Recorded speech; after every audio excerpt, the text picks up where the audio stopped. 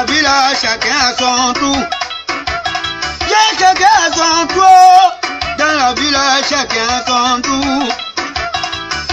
Y'a pas de son métier. Dans la ville, chacun a son tour. Eh oui, chacun a son tour, hein. Chacun a son tour. Oui, il y a eu élection au Burkina Faso. Eh oui, le monsieur a gagné encore. Monsieur Rachmar Kaboré a gagné les élections avec plus de 57% des voix, presque 58% des voix. Mais tenez-vous bien, il y a eu l'audit de la liste électorale. Oui, et lui, il n'a même pas écarté ses adversaires. Tout le monde était là. C'est ça, on appelle élection. C'est ça, on appelle élection. Ok, bon, on revient encore chez nous en Côte d'Ivoire là. Le président Henri Konan Bédié. Et oui, aujourd'hui, le président Bédié, oui, il a rencontré les chefs des régions du Go, Lord Dubois et Sassandra. Et quand il les a rencontrés, il leur a dit simplement, il dit, j'ai accepté la main tendue de Ouattara pour l'aider à s'en sortir. Oui, on ne doit pas considérer un adversaire politique comme un ennemi. Affaire où on ne pense pas de la même manière, on devient ennemi. Moi, je ne comprends pas pourquoi en Afrique, on est comme ça.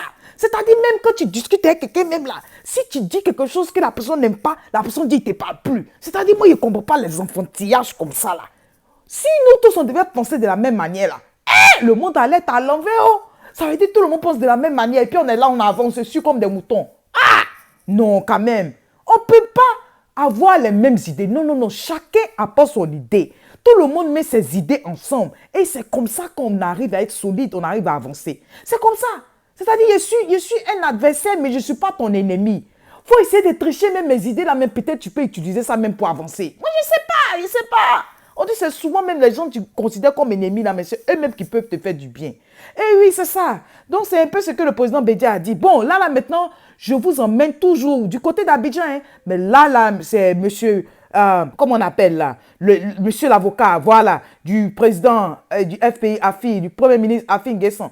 Il a craché ses vérités. Parce que trop, c'est trop, il a craché ses vérités. Donc, je vous laisse l'écouter. Il va vous dire un peu ce qu'il en pense avec cette situation où le président Afi, le premier ministre Afi est en détention inconnue, tout ça. Là. Il va donner son avis. Vous allez l'écouter et puis laisser un commentaire. On se prend tout à l'heure, les amis. À tout à l'heure. Ce que je vais dire aux internautes sur le cas Afi N'Guessan, il est dans une détention arbitraire. Je pense que ça veut tout dire. Il ne faut pas croire que la torture est seulement physique. La torture n'est pas forcément physique, elle est aussi morale. Donc, c'est ça la réalité. La première torture qu'on fait à Afi N'Guessan, là où il est, c'est de le garder au secret. Donc, il est important que les autorités ivoiriennes disent de façon officielle là où il est détenu. C'est là que commence la légalité. Mais on ne peut pas continuer comme ça dans ce pays. C'est malheureux, mais c'est la réalité.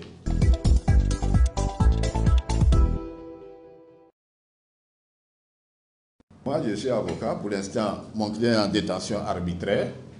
Voilà. Et donc, j'ai assisté à sa première comparution. Le juge d'instruction a relevé 30 chefs d'inculpation allant d'actes terroristes à l'attentat et complot contre l'autorité de l'État. Ils ont cité meurtre, vol et vol en réunion avec violence, etc. etc.